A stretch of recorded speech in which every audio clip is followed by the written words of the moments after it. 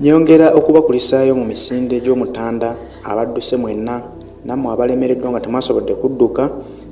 nammwe tubagaliza Sande ennungi muyogeyoge abadduse mwenna mwebale okubugiriza empologoma ya Buganda n'abaddukidde ebitundu byammwe ebya Uganda eby'enjawulo nga wadde temuzze mu lubiri nammwe tubakulisaayo gye muddukidde. Nange ngassa eddoboozi ku ly'omukulembeze w'eggwanga Robert Kyagulanyi Ssentamu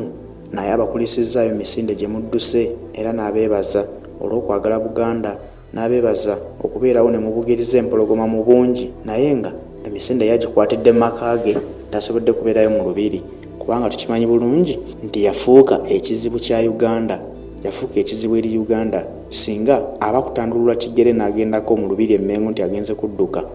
Wadde ogenda kulaba emisinde egyo gibadde gikyayinza n'okuyimirizibwa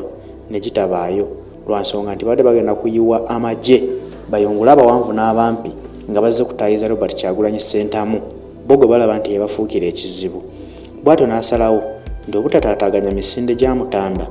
tuli mu kusanyuka olw'amazaalibwa Omutanda ge yatuuseeko ag'emyaka 68 era ng'ekireese abantu mu lubiri okudduka bazze ku lwa mpologoma ya Buganda. N'agamba sigenda kutaataaganya mirembe gya bannayuganda kansigale ewange gye mba nzirukira emisinde era ebisigadde nja birabira ku TV ya BBS Telefina kubanga gibadde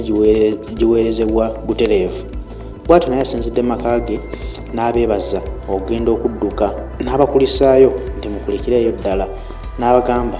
abagaliza Sande ennungi muyogeyoge mwebale kubugiriza mpologoma. Nange nyongera okubeebaza ne mbagaliza Sande ennungi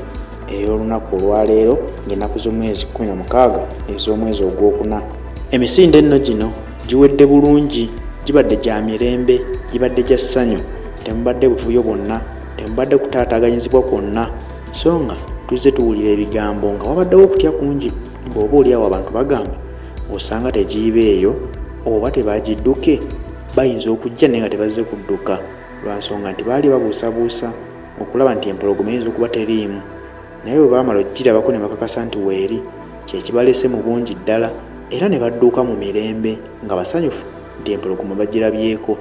Waliwo okutiisatiisa bannayuganda mbu waliwo ekibinja ekyesomye okujja okutabangula emisinde egyo nga bazze okukola effujjo mu lubiri lwa Kabaka Mengo nga baagala okusiiga ekifaananyi ekibi eri empologoma ya Buganda bagambe nti nno olubiri lufiiriddemu abantu olw'okubanga bazze mu bungi